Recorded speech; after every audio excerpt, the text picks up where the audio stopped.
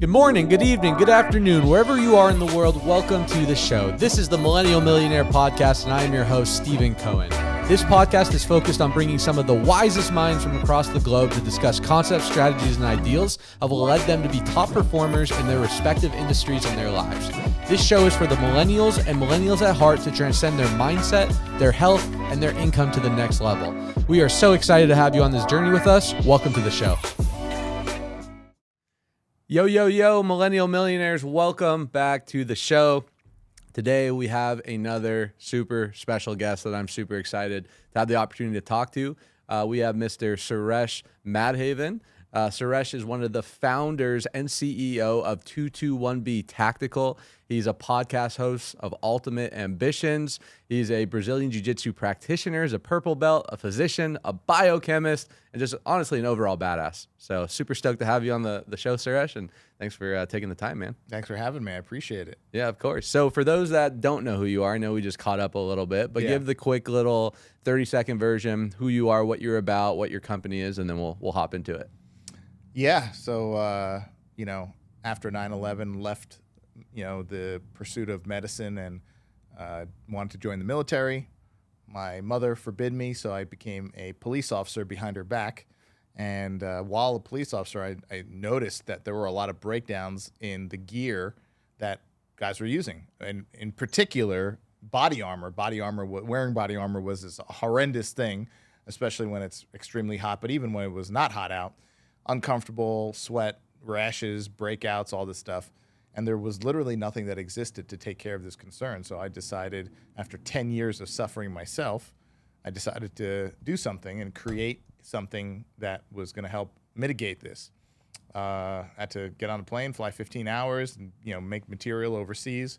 Brought it back in my garage with the sewing machine I got at a yard sale and some duct tape, literally a roll of duct tape, because I wasn't that good at sewing yet.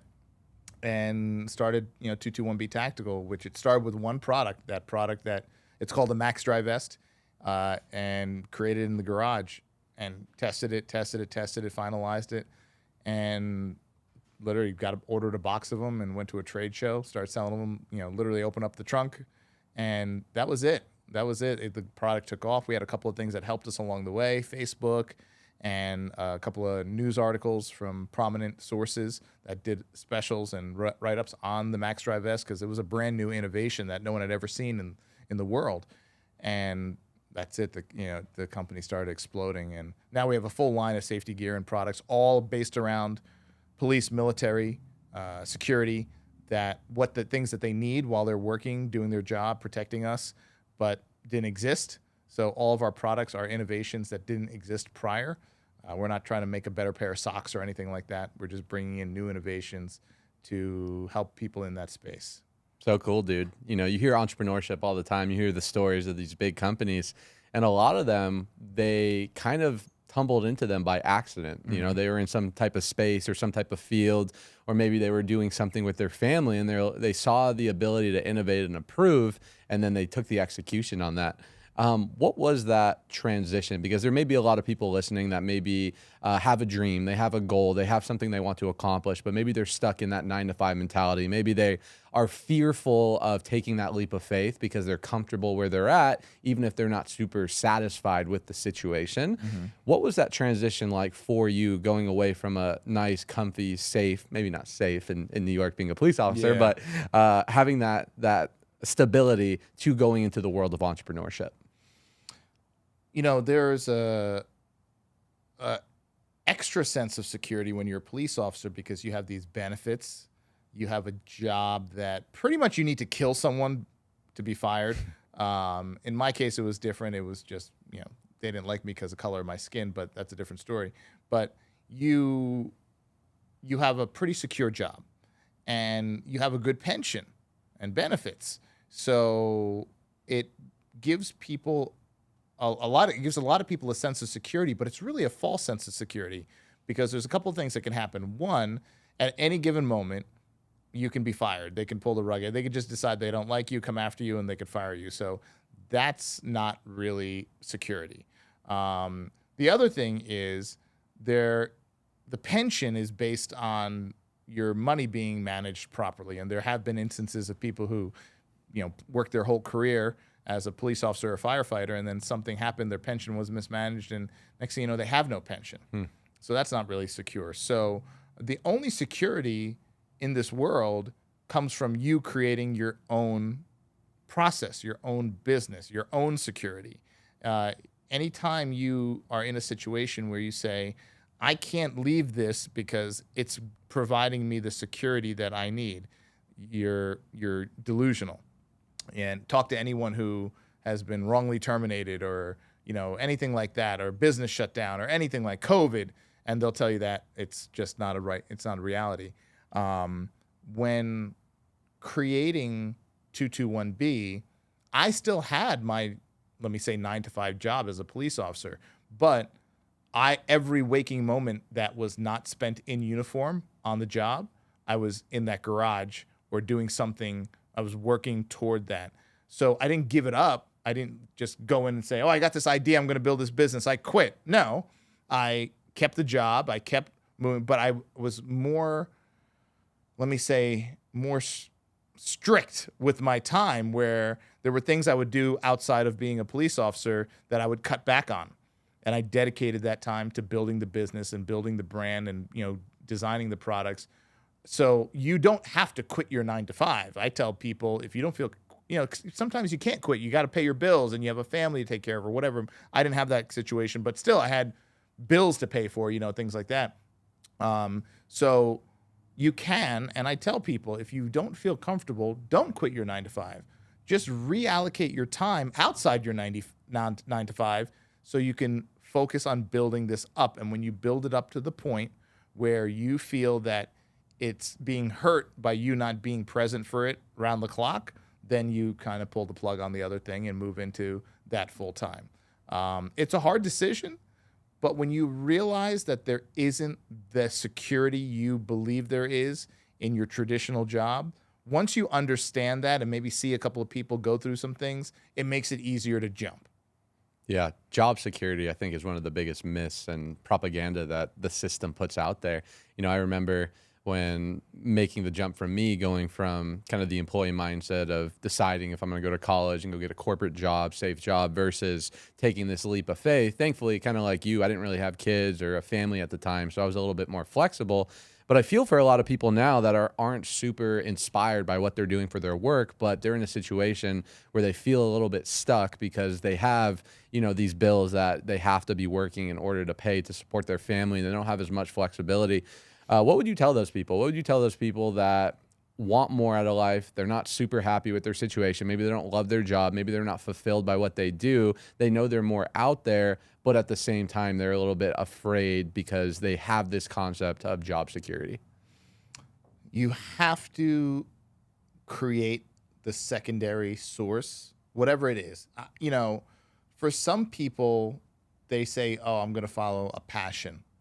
Fine. That's great. If you're passionate about something and you want to try to turn it into something that's going to create some secondary income for you, great. If you are an artist or something and you say, I want to pursue art and maybe start selling some of my art, great. Do it and learn to market, learn to sell, build a brand, get your personal brand up so people recognize you. Do it. That's great. But some people, and most people I talk to and work with, they're just looking for more freedom, time freedom, and they don't care. In that case, I say it doesn't matter what you do something outside of your 9-to-5, and there are literally things you can do from home at 1 or 2 in the morning that can bring in an extra $500,000 a month, $1,500 a month or more.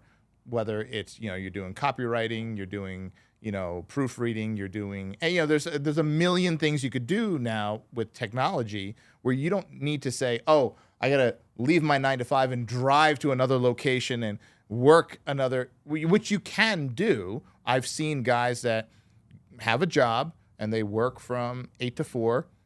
They drive to the next job and they're working from like 5 p.m. till like midnight. And they go home and they sleep for 7 hours. And that's fine. You can do that too, because if that's the hustle that is required to get you into a better financial position, and that second job at night is what gets you there, where you're not going to see your family for a little while, fine. Then build it up, pay down that credit card debt, build up that nest egg, and that is going to give you some comfort where, okay, you still have your 9 to 5, but the 9 to 5 feels different when you have 6 figures in the bank. It just feels different. It feels different when you're not worried about, oh, how am I going to pay my bills this month or whatever. Your 9 to 5 automatically, the weight of it changes. And then you feel like I can do different things. I have some flexibility. Maybe I could look for a different 9 to 5. I have X amount in the bank that's 9 to 12 months of my monthly liabilities. So I could put in my notice and start looking for something that's a little bit more dialed into what is going to bring me joy. So that gives you that autonomy, but you need to create that secondary income and build that nest egg first, which gives you that comfort, reduces that fear, because that's always a fear for most people. What am I going to do? And then parlay that into something else. For me, at one point in my world, I was doing life insurance sales as an aside, and this is all before 221B Tactical. And then I got into network marketing, which was just a product I was using and I was telling all my friends about, and someone came to me one day and was like, hey, we see you like telling a lot of people about, you can make money. And I'm like, oh, I just use this stuff. It's really good. I just tell my friends about it. They're like, you can make money doing that. And I was like, I knew nothing about it. My mom did Mary Kay a little bit, so I knew kind of what that was. And then I said, wow, wait a second. Just like I've told people about in early days, and this is going back early days, about Costco. Like, what? Yeah, Costco, it's great. Yeah, you got to go get a membership. You got to sign up. But, you save X amount. You buy in bulk. It's great, whatever. So I would tell someone they would go to Costco, and they would check it out, and then they would sign up, and they, whatever. And there was a point where, like, if they did sign up and they said that I referred them, I got a little, like, I don't know, a little kickback, whatever, from Costco or whatever it might be, Walmart, whatever it might be. Free hot dog. Yeah, whatever, exactly, free slice of pizza or something. But it was something. So, hey, I told you about the store. You went there, you liked it, it made sense, and so because you signed up, I got a little cut. That's fine. I didn't think that's what network marketing was. But then I realized, wait a second, it's no different than referral programs. Like right now, we see influencers on TikTok right now with TikTok Shop blowing up and companies blowing up. What is it? It is someone who allegedly used a product, and now they're telling all their followers about this product. And if one of their followers buys that product, the company gives the influencer a cut. No one has a problem with that. But sometimes you tell people like network marketing, and they're like, what pyramid scheme or whatever. I'm like, what? Like, how did you buy this thing? Like, I saw it on Instagram. Who would you see? Oh, some person I follow. So there you go. You just did that, right? So I lost that stigma of that, and it ended up bringing me like a couple of $1,000s a month. You had to work, but I was like, okay, this is pretty good. I could work from home. I could just work from my cell phone and like send out some text messages and, do some phone calls and Zoom calls. And I was like, okay, great. So this was another segue that was not life insurance, where I had to drive to people's homes and, briefcase and whatever, suit and tie. And then 221B came into the world, where I was like, okay, wow, I could create these products, put them on this thing called Shopify, and people around the world can find them through basic Google advertising and Facebook ads. So it was just a progression through the ranks of creating income sources for me. And I still do it. I still do it to this day, whether it's, commercial real estate. I still have other passive income sources. And people are like, 221B Tactical, it's a multi-million-dollar company, global company. You have all these retail locations, all this stuff. And I said, it doesn't matter. It doesn't stop me from creating other passive income sources that are going to bring in and help build sometimes generational wealth. So that to me is the game, if you would. I love it, man. There's so many people that I've had on this podcast, people I work with, even myself, that, maybe not dedicate all their success, but that cut their teeth in entrepreneurship through some type of network marketing or direct sales company to make them realize, oh, hey, I have the mindset. I can go create what I want out of life, and I don't have to conform to what other people tell me to do, because something about those industries, it really pours personal development into you, and it teaches you a lot about yourself. So whether you stay in that industry for a really long time or not, when you leave, most of the time you're leaving a more equipped person to go out to the marketplace and add more value. When it comes to your 221B tactical, what do you think was the great separator that separated you and eventually your partner from all the other startups? I'm sure you're not the first one that think of this idea, but your execution behind it has obviously separated you. What do you think that separator was? You know, having a product that is taking care of a pain point is huge. And then having a speaker behind it. One of the, I would say, key factors of our early success was I was the one doing the videos. I was doing the YouTube videos. I was doing the Facebook videos. And I was sitting there talking, and it was something I learned in network marketing, which I carried over to promoting my product, which was Feel, Felt, Found. And I'm sure you've heard of that, right? So for those listening, when you're producing an offer to someone, there's three elements. You're speaking the problem, and you have to relate. So you say, I know how you feel. I felt the same way. But then I found a solution, right? And then that's when you hook people, because they're like, wait, hold on, I'm suffering from that. Oh, this guy, he suffered too. So he gets me.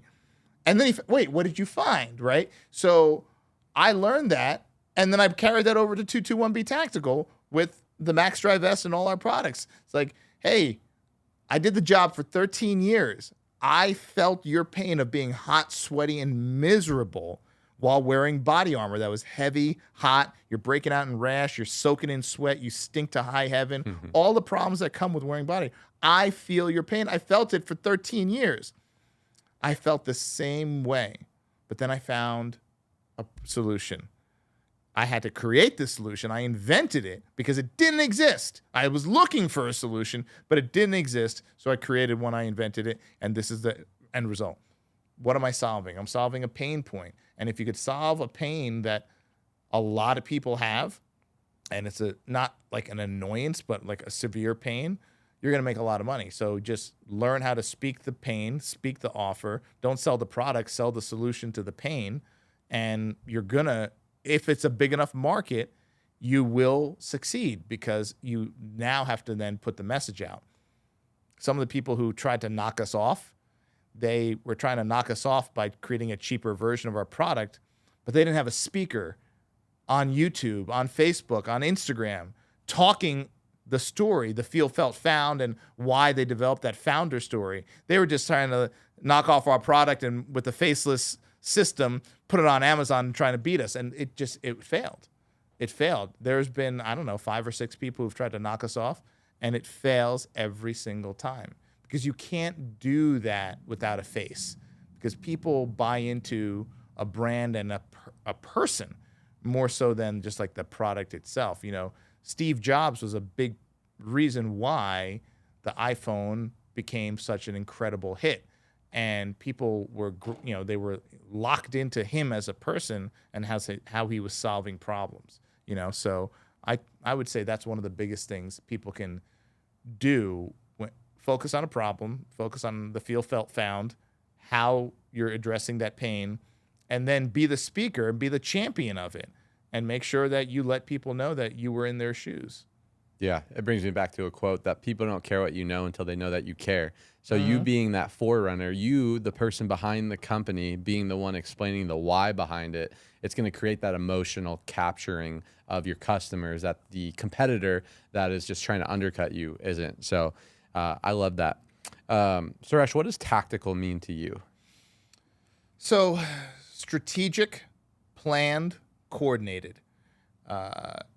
When you're in the law enforcement or military space, you have to do certain things, certain operations, and you are required to be very strategic about that. It has to be planned, it has to be coordinated, it has to be executed in a very precise way, not only to ensure the accomplishment of the mission, but also the safety of those carrying out the mission. So I carry that over into everything in my world. And I'm very tactical about, fooling myself into going to the gym every day. I'm very tactical about my investment strategy and dollar cost averaging. I'm very tactical about the businesses I decide to enter into or acquire, or, real estate that I decide to acquire. Most people hear the word tactical and they think like military or, some kind of like, soldier or something like that. But the reality is the most successful business people in the world are very tactical, very strategic, and very directed at the things that they're doing. You look at, any of the most successful people in the world, whether the companies, Elon Musk, huge proponent of being very tactical in his decision. A lot of people see him do things that seem a little off the wall, but they're not off the wall. He's very strategic in, what he's doing. Steve Jobs, Bill Gates, they were all very strategic. You see some, the good and the bad. I don't care where you sit on issues. If you see them doing something, you better believe they're doing it for a reason. These people don't waste time. Time is their greatest asset and their greatest commodity. They're not wasting it. So I tell people who they're busy moms with kids, stay at home, and they're trying to lose 10 pounds. You got to be very tactical about that. And they're like, tactical? Like, what does this involve? Weapons? Like, no. You have to be very tactical in building that strategy on how you're going to lose the 10 pounds of that baby weight. It has to be a tactical plan. You have to write it out, and you have to position things in your world so it's going to set you up for success. You have to do the things the night before so you can wake up early. You need to have the shorts and the shoes laid out so you can do this. You have to have the plan so you have that 45-minute window. You have to buy the weights and have them right in your bedroom. So you get up, boom, your feet hit the ground, boom, you get it on, and you do the workout, and then, you move. It's with everything in life. Everything in life should be tactical. Yeah, I really like that word. Obviously, you hear that word in different contexts, but I agree with you. When you look at the military, when you look at police forces, like a lot of the value and the knowledge that you can learn from that, you can apply into your family, you can apply into your business, you can apply into your community, right? Because obviously there's a reason that they do the things that they do the way that they do it. Sure, it's a different context, but I love the idea of being methodical and calculated, because time is always a big challenge, I think, for people. I'm sure you hear this a lot. I don't have enough time for this. Hey, I really want to get into Brazilian Jiu-Jitsu, but I just don't have the time for it. I got this job, I got my family. It's not a time thing, it's a priority thing. And, Sure. and challenges, normally you can buy back time when you're more calculated and tactical, because a lot of the things that you are maybe spending energy into or you're using for mindless activity, if you put a little bit more intentionality into it, you can get a lot more out of that hour than you probably think. Mm-hmm. Yeah, absolutely. Let's talk about mentorship a little bit. I heard you had a billionaire mentor, or still do, right? Yeah, Which I'm yeah. excited to hear about. Tell me a little bit about him. But for those that are on here, how do you find mentors? How do they come up into your life? Are you paying to play? Are you on social media cold DMing? Are you finding companies or fields where someone can immerse themselves into with people that have the results they want? So tell us about your mentor, and how do you think people can go find mentors that are listening? So I found my mentor through someone that I had met through a networking group.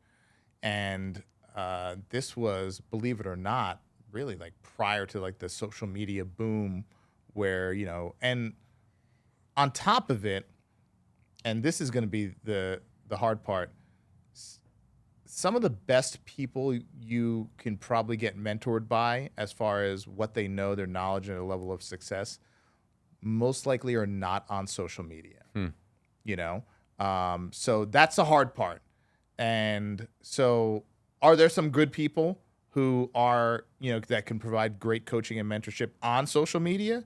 Yeah, but I don't run my social media pages anymore because of what I've created and what I'm doing. I have teams running them. So when I create my content now, it's being pushed out by teams. It's motivational. It's for mentorship, but it's not me on my phone doing it, right? So that's one of the things that's hard today. One, because probably the best people are not on social media from the standpoint they themselves, right? But the other thing is you have this proliferation of online coaches. And every time you go on social media, there's someone else doing a selfie video In front of their Lambo. Yep, in front of their Lamborghini or their private jet, which is, yes, rented. And they're talking about how they are going to make you a millionaire. In 30 days or less. Right. And anyone who knows that's complete bullshit. So when I started talking about how I was going to do it, because people were like, oh, you got to write a book and things like that. And I said, no, I want to be a mentor, and I want to be the person that is an accountability partner more than anything else. Most people know what they should be doing. They know what's required to get the goal that they're seeking. They know. They've read the books. They've gone to the seminars. They've gone to the mastermind. They've watched the videos. They've listened to the 3-hour podcast. They've done it all. It's just that they're not doing it. So as a mentor, when I work with people, 99% of the time, I'll ask them, what are your goals? What are your ultimate ambitions? And obviously the name of my program is Tactical Ambitions for a reason, which you just asked. And I say, okay, so what's required in your mind to reach that goal? And they say, well, that's why I'm talking to you. I'm saying, okay, well, let's pretend you're telling me. What do you think you would be required to do to reach that goal? I'd probably have to do this. I'd probably have to do this. I'd probably have to do this. I'd probably have to do this. I think I'd probably have to do a little bit of this. Okay, great. So you know everything you got to do, but you're not doing it. So that's the reality of this conversation here. So I'm not going to be a coach, because a coach tells you what to do. I'm going to be your mentor, meaning I'm someone who's done it, and you could try to emulate me, and I'm going to give you some little gems and bits of knowledge along the way I'll sprinkle in. But for the most part, we've declared now in this conversation, you know what you should be doing. I know what you should be doing. I've done it all to get to where I am. So now I'm going to hold you accountable and see if you do it. If you do, and I see you progressing, we're going to continue to work together. If not, I'm going to tell you to go scratch, because I don't need your money. And I don't need to work with someone who's going to come to me and say, I want to be better. I want to level up as a man, as a husband, as a father, as a business owner, whatever. But then you're clearly not doing the work, because in that case, you're not that serious. You're just saying you want that, but you don't really want it. You don't really mean it. There is a level of how bad do you want it. So people's actions show you how bad they want it. So that's what I had from my mentor. Hard to find, very hard to find. There's a lot of scammers out there, like you said, renting their vehicles and renting their jets and all that stuff. I would, say, look for someone who has created something that you would love to have created. Look for someone who's building something that you would love to build. And when you find that, reach out to them. And if you can't directly reach out to them, there is this great thing on social media, LinkedIn, Instagram, Facebook, that shows you how many degrees you are away from someone. So reach out to the first person, and then reach out to the second, and reach out to the third, however many it takes to get to that person that you're looking to emulate, and then reach out to that person. And if the person is legit, where I've had people somehow through 3-4 people removed contact me, and I hear how many people they had to go through to contact me. I'm like, wow. So I said, what are you looking for? I just would like to, what I hear all the time. I'd love to take you out to lunch and pick your brain. Well, guess what? Brain picking isn't free. I've had a lot of work over the last 20 years. So, and it's not, you can't buy me lunch and get all that knowledge. One, you're not going to get all the knowledge in an hour lunch. And number two, you're not going to be able to pay me. You're not going to buy me like a sandwich at Panera and say, okay, here you go. It's disrespectful, right, to even expect that, right? So how you have to present your offer is based on what you're looking for. So step 1, find someone you're looking to emulate. Step 2, find a way to get, if they are maybe speaking at a conference, go and pay to be at that conference. And then you maybe have to pay a little bit more to meet them afterwards for a meet and greet or something like that, to get into the VIP room, whatever it takes, you do that. Whoever it might be, find your guy or girl get in their vicinity, find their network, get into their proximity, get in contact with them, and then tell them what you're ultimately looking for. And tell them that you would like to know from them what they would require in order for you to receive what you're looking for, which is conditions of satisfaction, which you probably know in the sales conversation. If you're knocking on someone's door trying to sell them something, right? When you go into a car dealership and you're looking to buy a car, the salesman's trying to sell you a car.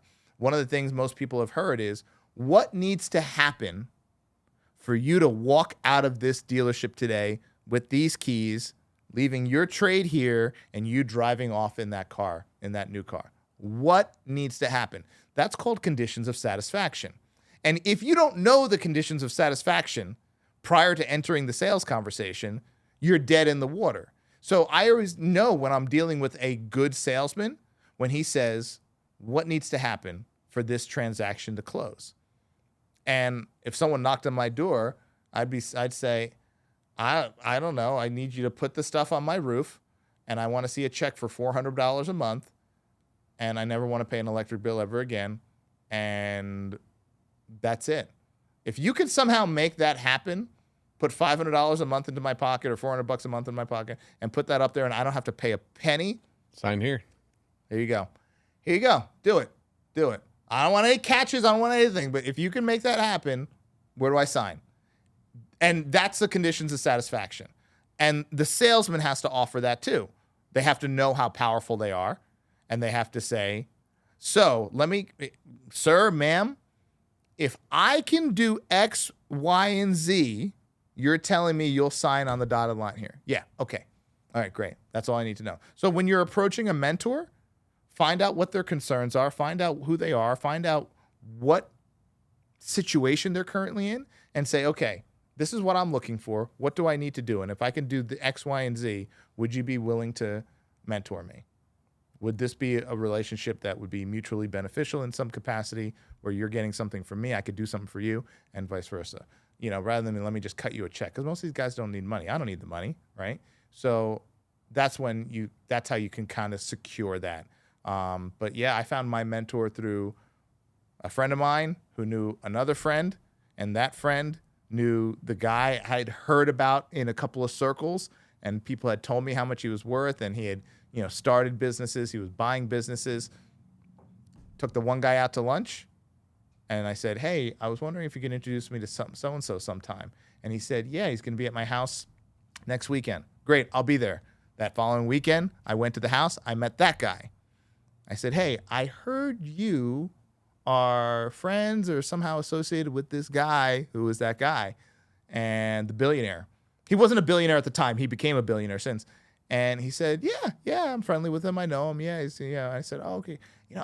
I'd love to meet him. He's someone that I would, he's like, yeah, there's a lot of people that would like to meet him. And I said, yeah, but I would like to meet him and I present an offer to him. And he said, okay, all right, so I'll put you in touch with him. So he gave me his phone number. I called him and I left him a voicemail. Nothing. I left him a voicemail. Nothing. I sent him a text. Nothing. I was like, oh, man. So I went back to that guy, and I said, I reached out to him a few times. I haven't heard back. He's like, he's a really busy guy. I don't know if you know this. And I said, oh, yeah, I would, if I could just get the chance to speak to him and present what my offer is, I know. And he's like, yeah, just keep trying. Because if you get him on the phone in the time when he has a free second, he will take your call. Because I already told him about you. So I went. And I went to the mall. I went to a kiosk at the mall, and I bought a prepaid flip phone. This is going back how far? It was a prepaid flip phone that came in the plastic. Let's go. All right? And then you had to buy a card with minutes on it.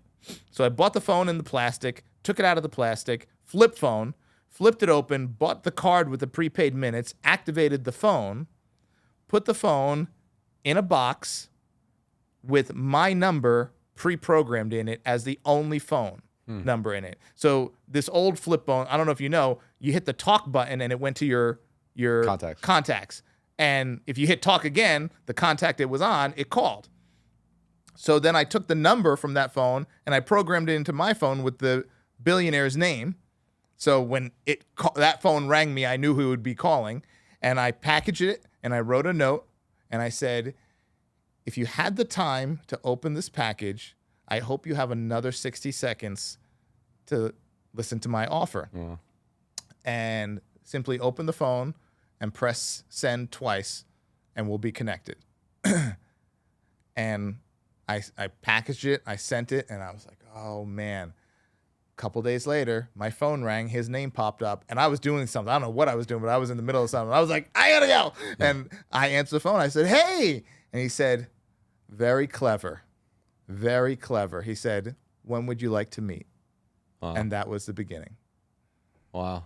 Dude, powerful, powerful story. And there's a lot to unpack there. You know, it shows your sales skills and your resilience.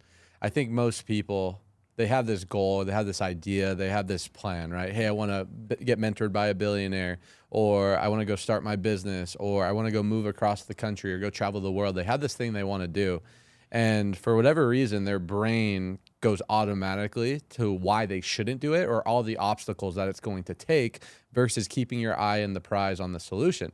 When you focus on solution, you find possibilities. When you focus on obstacles, you find limitations.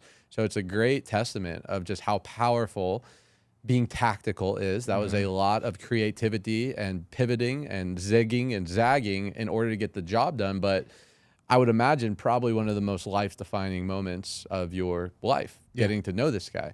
What are some of the takeaways, right? You worked so hard, you had this awesome plan, you got it done. What do you think after the decades of you being able to work with this guy, what do you think some of the takeaways were from his presence? One of the biggest things he helped me with was my mindset. He always said, and I say this all the time today, you have to live it in your mind before you're going to live it in real life. If you could hold it in your mind, you could hold it in your hand, right? So if you're living in a world where you're seeking something, but you have never thought about how it actually feels to have that thing, you've never felt the energy of how it feels to have that thing, and you're just always living in a day-to-day mood saying, I don't have that thing and I want that thing, you will never have that thing. You will never have it if that's your mood and your energy all day long. So first things first, he said, you have to already have it in your mind. You have to hold it in your mind as if it's already done. And then it will drop into your reality. So don't say, I need to close 10 customers today. And I need to, I really need a commission, or really need to just say, man, it feels so good. It feels so good having closed 10 customers, having that cashing that check that's going to hit my direct deposit. Oh, it feels good. So sit with that feeling. Sit with that feeling for like 5 minutes a day. Sit with that feeling. And then go through your day holding that emotion and watch how it feels. I forget who it was, some famous golfer. He said, I take every shot twice. Once in my mind, and then once when I actually swing the club and make contact with the ball. And every time in my mind, I make contact with the ball and it's exactly where I want it to go, and the ball goes exactly where I want, and it's done. And I just, in my mind, and I just feel like how good it was. Man, that was a shot. I hit it perfect, and that's exactly where I want it to land. And then I step up and I actually hit the ball. So I've already felt how it feels to hit the ball. I remember growing up, there was a local college coach that he had all of his team climb on the ladder and cut down the net for winning the championship. Before they won the championship, he wanted everyone on the team to know what it felt like to climb that ladder and snip a piece of that net. Because you don't really, hey, if you could replicate it, replicate it. I tell people that all the time. If you have a car that you want to own one day, do whatever it takes and go test drive it. Smell the leather, grip the wheel, hear the motor, and just hold on to that feeling. And keep it in your mind. I'll never forget the first big commission check I got from life insurance sales.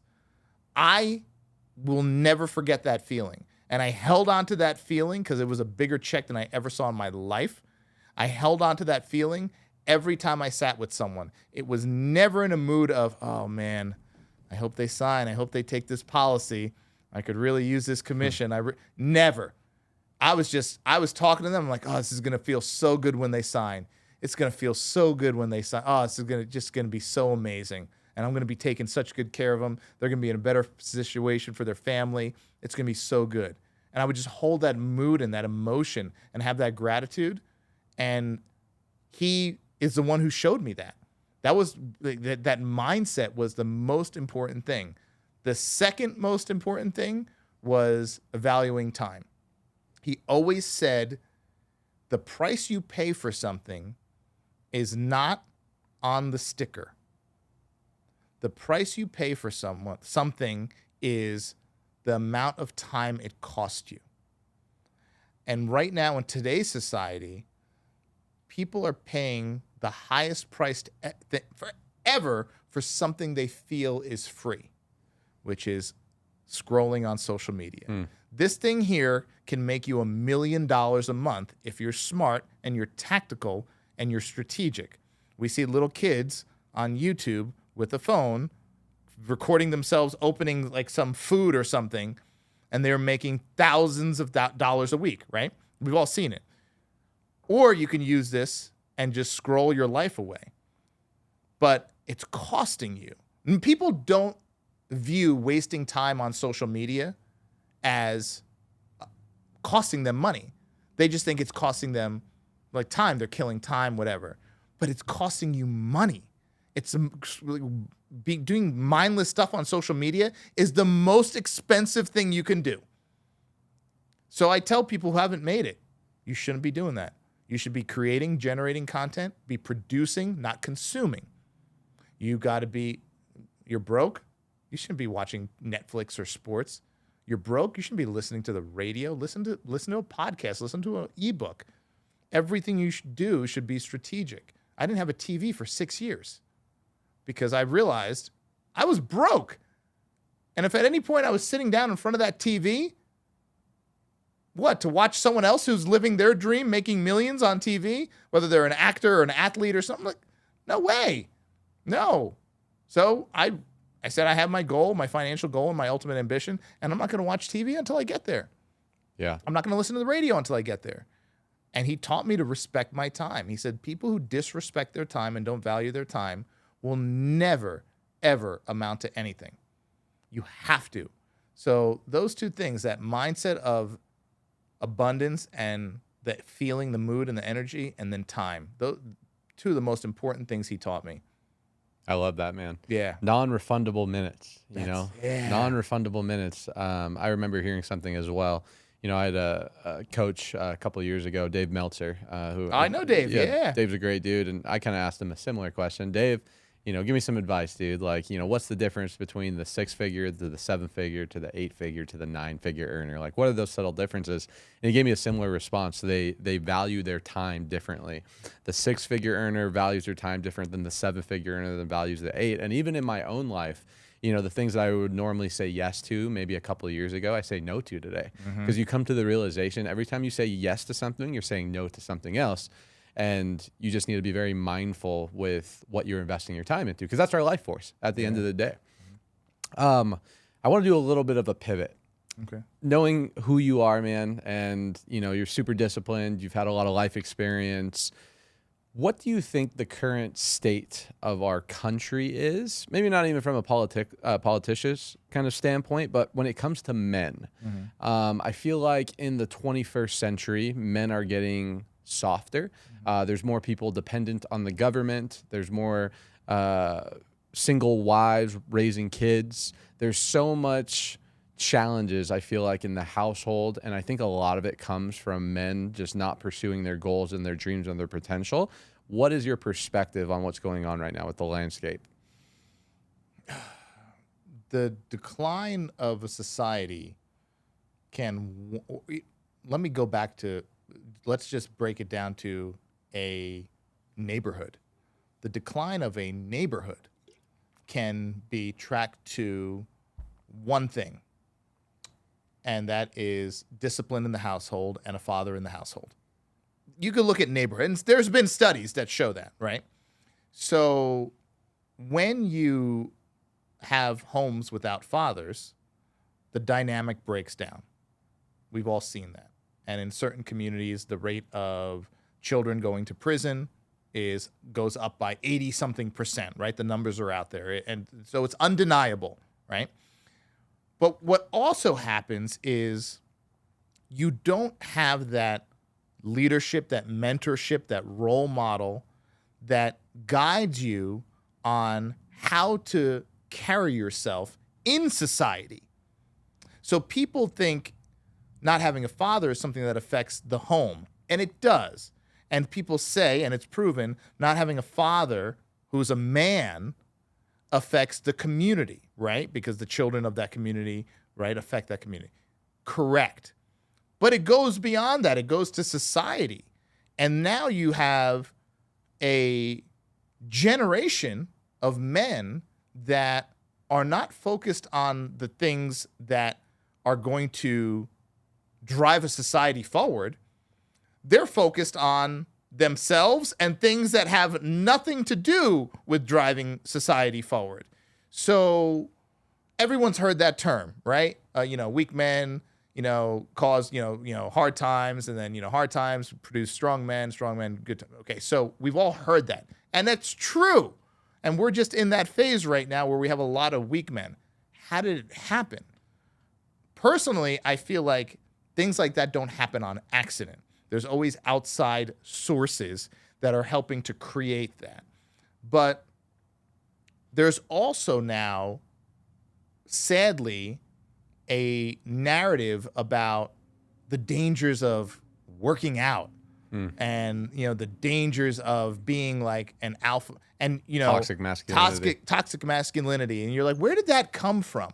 Where did that term come from? And now when you originally heard the word toxic, someone was a toxic person, you almost thought like evil, right? Like evil, dangerous, right? Because you hear toxic and you think of what's a toxic chemical, something that could harm you, kill you, dangerous, right?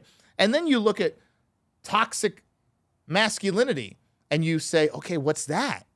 And they say, oh, guys who, have good faith in God, guys who work out, guys who, want to learn how to provide for their families and, maybe hunt and fish and, those, you're like, wait, what? I'm thinking like, I think of toxic. I think of like the skull and crossbones on a container, right? Right. That's what we all think of, like acid, and you're like, wait, hold on, those things, and now that's perpetuated. And there was literally an article why a certain group of people on this side of the aisle are obsessed with fitness and how that's like a bad thing. And you're like, wait, what? Fitness?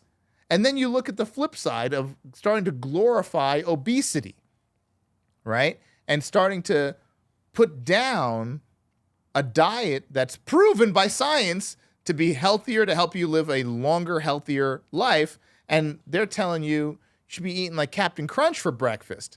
That's like dessert, right? And it's like everything that you shouldn't be putting in your body. And here you literally had a government report say cold breakfast cereal that's loaded with sugar is better than eating eggs and a steak. And I look at it, I'm like, who believes that? But the reality is there are certain people, and a lot of people, who will see that and believe that because they don't know. They're weak-minded to begin with.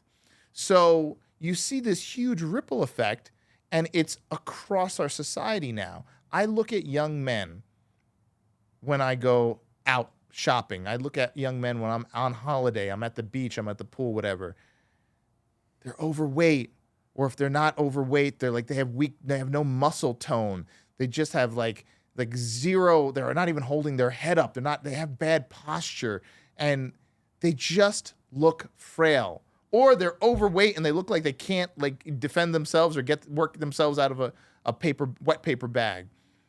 And I don't understand how you could call yourself a man in this society, yet you're carrying yourself and your body, your health, your mindset is in this, let me say, this depressed state, which is leading to more depression, which is leading to more anxiety. Every commercial you see on TV is a pharmaceutical company about depression, anxiety, this, that. You got a problem, just take this pill. So it's all part of the whole narrative, right, that's happening around us. People were swimming in it. And it's like hard. It's hard to avoid. It's like being in a pool and wearing white swim trunks and someone's dropping red dye in the pool and someone's yelling at you, hey, listen, make sure when you get out of that pool, you have no red on those shorts or they're not even slightly pink. It's hard. You're swimming around. You're like, at some point, the dye starts all like blending and it's going to hit you. And next thing you know, your shorts are pink and you're like, shit, how do I, like what, you know? So that's what's been happening slowly with these little drops. And now everyone's like, how are all these men in our society wearing, and I'm just saying that I just picked that color now, but let's just say pink shorts. Like, how is that happening? Like, how did this happen? How do we have all these guys wearing pink shorts? Well, it was just all around them and they were swimming in it. So the few, the 1%, saw what was happening and got out of the pool. They just got out of the pool and they said, I'm getting out of the pool. I'm going to stand on the deck while this is all happening. And I'm going to go over here. I was one of them. You know, I said, I'm going to learn how to fight. I'm going to lift weights and be strong. I don't want to walk into a room and be the skinniest, scrawniest, weakest guy. I want to walk into a room and people are like, oh, wow, someone just walked into the room. I want to have a presence. It saved my life a couple of times as a police officer. I know it because the people I was arresting said it. And I had, quick story, I had a guy, he was a smaller frame guy, he was a coworker of mine, nice guy, great guy, and actually in great shape, but he just was small, kind of like skinny, thin looking guy. And there was a situation where he was arresting a really bad dude who was jack juiced prisoner, whatever, gang member, came out of prison. And long story short, he was about to lock him up. He had a warrant, whatever. And I came up on scene. And as soon as I came up on scene, that guy's attitude changed. So my buddy, who was like literally half his size, handcuffed him. And this guy was huge, tattoos on his face, crazy shit. And put him in the car. We took him to headquarters. When we were in headquarters, and this guy was a serious bad dude. I don't know if he had murdered someone, but something really bad close. And my buddy stepped out of the room to go get paperwork. And this guy was sitting on the bench, handcuffed to the bench in the processing. And he said, you're lucky you showed up because I wasn't going back to jail. And your buddy wasn't going to make it. But then I saw your big ass show up. And I realized, yeah, it's not going to work out. So just my size and my presence when I showed up deterred his action of potentially trying to harm or maybe even kill my partner, right? So I said, that's what I'm going to do. I'm going to learn how to fight, jiu-jitsu. I want to be able to protect. I'm going to learn how to be proficient with my firearm. Because if I'm out with my friends, family, loved ones, I want to now be their protector because the police aren't always hanging out. I want to have a weapon on me. So in the event I need to protect them, I can. I want to know how to fight in case someone attacks them. I know how to disarm them and disable them with jiu-jitsu. I want to be in shape where I can run flat out for a quarter mile. I want to be able to climb a rope. I want to be able to throw someone over my shoulder and run with them. And as a father, I don't know how anyone has children and doesn't think, I see so many dads out there, they're overweight, they're weaklings, they don't know how to do, they don't know how to fight, they don't know how to do it, they don't know how to handle a weapon. You could drop a gun in front of them, they wouldn't know what to do with it. And I'm saying to myself, how is this? It all goes back to we have no rite of passage here in America. There is no, like certain tribes, right? There, I was reading about this tribe in this book, and you don't become a man until you could like push this stone up this like mountain or something. You probably heard the story. It was in some book that a lot of people have read. I forget. I have a whole library of books I read all the time. And you had to like push this stone all the way up to like this top of the mountain. And then when you get to the top of the mountain, you had to lift the stone onto this like ledge, like the strong men do, right? And until you could do that, you were not considered a man, right? But it was more than pushing the stone. It was learning the techniques, building the strength, building up the stamina, and doing all the things required, being disciplined at the bottom of the mountain, and doing all the things required that gave you the ability to get to the top of the mountain with that stone and then subsequently lift it up. And we have nothing like that here. We have nothing like that here. We just have people who are just, right now, I heard a stat the other day, 60% of Gen Z are living off their parents, living with their parents, or taking money from their parents and or a family member. 60%. It's crazy. You know, you say to yourself, I'd be embarrassed. I'd be embarrassed. My mindset was I couldn't wait to get to a point where I never had to ask my mom for $1 ever again. That was my goal. And most of my friends, guys that I was friends with in that moment, in that period, we were all in the same mindset. Can't wait till we don't have to be dependent on our parents.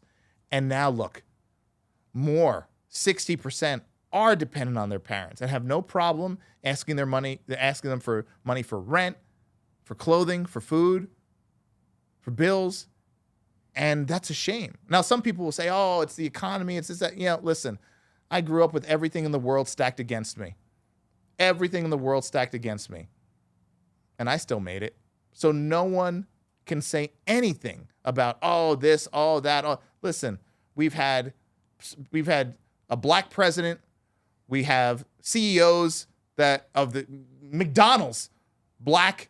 We have so many powerful people. Like, you know, you look at, in my world, some of the most powerful people, black doctor, black attorney, police chief in all the biggest cities in the country are black men. So when people are like, I know you got this thing against me. I'm like, don't sit there and call me a victim. Look at all these people that are people of color doing great things in powerful mayors, Supreme Court judges, president, all this stuff.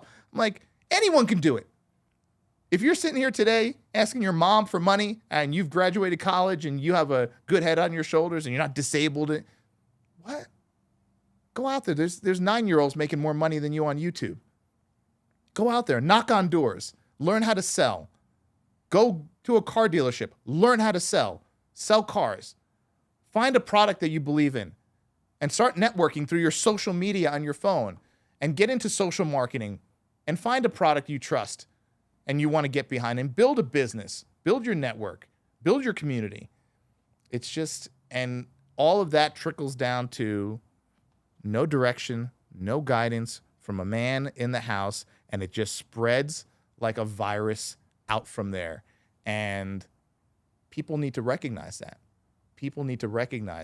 And it's hard. It was hard for me. I didn't have a dad. So what I had to seek mentorship and leadership from men who were powerful, and ultimately finding my mentor. And I knew that if I didn't, I wouldn't be here where I am today. And there's no way. It's a part of life. It's part of our society. And it's the number one reason for the breakdown in our society today that we're seeing. Everything all the way up to what just happened a few days ago. Well said, dude. Well said. No, I agree with you 100%. And I kind of sit and reflect because I look at my life, why I got here, why I'm in the position I'm at, where maybe colleagues or friends have started in the same position, maybe a better position. And, you know, as we're wrapping up, I think men specifically, but you could, I guess, our whole generation, they don't do hard things. They're not intentionally looking for hard things. I heard a quote when I was younger that really stuck with me. They said that if you do in life what is easy, your life will be hard. But if you do in life what is hard, your life's going to be easy. Most people growing up, they blame everyone else for their circumstances because they have weak leadership in the household, and they're not putting themselves intentionally in hard positions. Sure, we all deal with trauma. Sure, we all deal with challenges at home. But if you don't allow that to forge you into a better individual and learn from it and grow from it, you get thrown into the world after high school or college, and you're kind of just lost, and you have no direction and you have no purpose because your whole life you've been conditioned by a bell and to stand up, sit down, do what I say I'm going to do. And then you come out in this broken system, because if you followed the system for the first 18 or 19 years of your life, you're in a pretty bad spot, from the food you eat, from how you think you should design your life when it comes to professional life, business, etc. And it's just unfortunate. But I think one thing people can do is like try and do hard things. You know, I do some type of MMA as well, because growing up, I never had that type of background. You know, knocking doors was hard as shit for 5, 6, 7 years. I always try and put myself in situations that are going to stretch me and make me uncomfortable, because I know I'd rather do that intentionally. So when the resistance and the turmoil comes in life, I'm mentally prepared to handle it because I put myself through something already. Yeah. Yeah. That's huge. Man, doing hard stuff. That's it. And, you know, never a victim. My mom never let me be a victim, you know, despite my situation. She just refused to like let me hold on to that victim mindset. You know, she came here from another country, not even speaking the language, you know, and although I dealt with adversity, she never let me soak and sulk in that victim, no matter what happened to me. You know, and whether it was because of where we lived or the color of my skin or anything, she's never let me sit in it. She's like, okay, we're just going to move on. We're going to move on. You're going to create something else. You're going to do something else. And don't worry about it. You're above that. And that was hard. That was hard for me. And then when you look on, like you said, like, you know, past high school and, you know, past, you know, college, it's very easy to get into a life where you just never have to do anything hard. It's very easy. I mean, we don't even need to like go to the grocery store anymore. You can get it delivered. It's so funny because I'm so glad you hit on that. Someone was telling me the other day, because I was on a business call, and I got done, and I said, I have a short window I want to get to the grocery store and get the groceries. So I was talking to my buddy, and he's like, bro, why don't you get your groceries delivered, man? It's like Instacart. And I said, because I want to go to the grocery store. I want to pick out the freshest ingredients, not like some stranger picking out like dented, rotten food, whatever. I want to get the best cut of the meat and the unbruised apples, and I want to pick it out. And I also want to carry that food to my car, and my jug, my gallons of water. I want to carry it to my car because it's a little bit of a workout, right? And the easy route, yes. The easy route is, but that's something that's important to me because it's my health. Now, I have other people do other stuff for me, right? Someone comes and washes my car, and someone comes and cuts my grass, and someone comes and takes care of my pool. But that's one thing that's important to me because it's what I'm putting into my body. And it's a little hard to go to the grocery store and, you know, but I do that. It's that little thing where I'm like, I'm not gonna relinquish that, right? Jiu-jitsu. I didn't do jiu-jitsu for the longest time because I was like, man, that looks hard. That looks tough. People are like, you know, you can get hurt, or man, you know, and then you realize in that first moment, that first class, you're like, I know nothing about protecting myself or someone around me. This is I was embarrassed as a man, 6'2", 220 pounds. And I had a girl who was 5'5" at about 140, wrapped me into a pretzel and like almost dislocated my elbow. And I said, how am I a man? How am I a man? I'm going to do hard shit. I'm going to do that. So the things you do in life, when you say, I'm going to go after and do hard things and try hard things and do things that I'm uncomfortable with, when the things that pop up in your life that for most people are hard or traumatic or challenges, they pop up in our lives and we're like, all right. And we navigate them. It makes us mentally stronger, physically stronger, and we have the ability to overcome those things. Whereas weak men and weak people, those things pop up and they completely decompensate. You know, I do a cold plunge in the morning. I don't do it because I like it. It sucks. It absolutely sucks. But I do it because, one, I don't want to do it. And two, I know that if I start the day doing something hard that I don't want to do, the rest of the day, anything that pops up or anything that comes up that's on my list, I'm like, I don't really feel like I do. It's just that mental block that even I today enjoy getting past and pushing that barrier through. And I catch myself all the time wanting to try to take the easier route.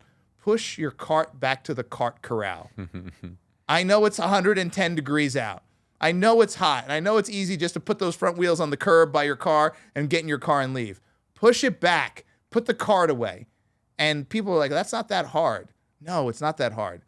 But about 5% of people put their cart back in the cart corral. And those little actions throughout the course of your day are the difference that makes the difference. And that's the difference in our society. Well said, man. Well said. As we wrap up, I know you have mentorship programs, you have a podcast for people that want to get connected with you, that want to get, they're loving the content, they're fired up listening. Where can people find you? So my website, sureshmadhaven.com, has links to everything, in my world. So if you want to find, link to my socials and things like that, it's there. And then my website for the mentorship is tacticalambitions.com. And that has everything about the, the coaching program, which it's the anti-coaching coaching program. It's the mentorship and accountability program. So because of where we are in our society, people are like, oh, he's a coach. No, it's actually anti-coaching because you already know what to do. It's the mentorship guidance. That's all it is. And more importantly, accountability. Accountability to do what's required to get to where you want. So all that's on tacticalambitions.com. And then, everything else, social-wise, it's all linked somewhere in that ecosphere. But and then on School, which is the community for, learning and platform, if you school.com/tactical ambitions, or you just search Tactical Ambitions on School, we're there too. And, we have a bunch of mostly free stuff, a lot of free stuff. And then people who want to elevate to the next level, of course, we have different options for them. Love it. Guys, definitely reach out to this man. He knows a lot about life, combat, business, and everything under the sun. Dude, it's been awesome. My last question for you. Yeah. I love ending on this one. So the man you are today with the business success, the combat skills, the mental fortitude, if you could go back to the young man you were maybe a decade ago when you were first getting started in business and life, what would the person today tell your past self to help accelerate growth, fulfillment, success, all the things?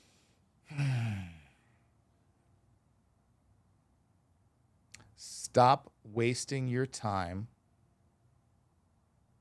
on learning things you already know and reallocate that time to doing. I spent so much time early on trying to learn more for fear that I didn't know what to do. And I consumed a lot and I wasn't creating a lot. So I would say consume less, went from everything from books to videos to social media.